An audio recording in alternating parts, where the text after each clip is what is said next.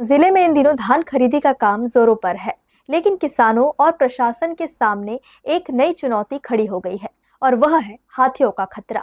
जिले के वन क्षेत्रों से सटे गांवों में हाथियों की निरंतर मौजूदगी ने धान खरीदी केंद्रों पर सुरक्षा व्यवस्था को लेकर चिंता बढ़ा दी है। जिले के 3 धान उपार्जन केंद्र हाथी प्रभावित क्षेत्र में है, जहां सुरक्षा के इंतजाम किए जा रहे हैं ताकि वहां धान का उठाव जल्द हो सके।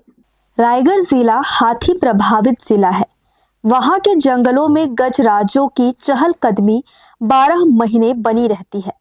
धर्मजयगढ़ वन मंडल के साथ ही रायगढ़ वन मंडल में भी काफी संख्या में गजराजों की मौजूदगी बनी हुई है।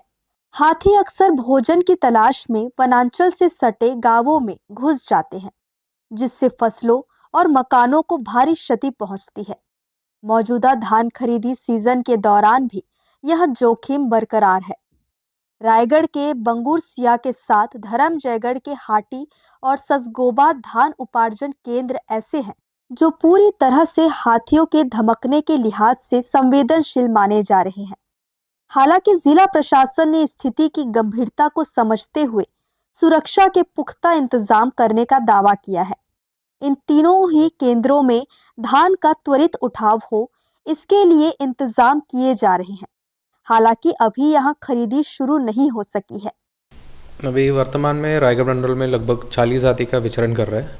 वो 40 जाति आप देखेंगे तो 4 ग्रुप में है। वो चारों ग्रुप में हम लोगों का हाथी मित्र दल लगातार उसको मॉनिटरिंग तो कर ही रहे, और जैसे वो गांव के तरफ या किसी भी दान केंद्र के तरफ अगर जाता है तो हम लोगों का हाथी मित्र दल वहाँ का स्थानीय लोगों से संपर्क करके इनको अलर्ट भी कर लेते हैं। एग्जैक्ट केंद्र में नहीं है, लेकिन हम लोगों का जो टीम जो है वो हाथी को ग्रुप को मॉनिटरिंग करता है। तो जैसे किसी गांव के तरफ या केंद्र के तरफ अगर मूवमेंट रहता है तो वो संबंधित लोगों को हम लोग अलर्ट कर लेंगे। हमारे जिले में टोटल 105 उपार्जन केंद्र हैं, जिसमें से रायगढ़ के बंगुरसिया और धर्मजयगढ़ के ससकोबा और हाटी 3 उपार्जन केंद्र हाथी प्रभावित एरिया में आते हैं। और शासन के द्वारा हमेशा ये प्रयास रहता है कि इनका धान त्वरित गति से उठाव हो जाए। क्योंकि ससकोबा और हाटी की दूरी ज़्यादा होती है तो स्पेशली हमको परमिशन लेना पड़ता है वहाँ का डीओ जल्दी जारी कराने के लिए, और इस बार भी ये शासन इस व्यवस्था करेगी और हम धान का त्वरित निराकरण इन समितियों से कराएंगे। जिले में दिसंबर के पहले सप्ताह से धान खरीदी की प्रक्रिया में तेजी आने की संभावना जताई जा रही है।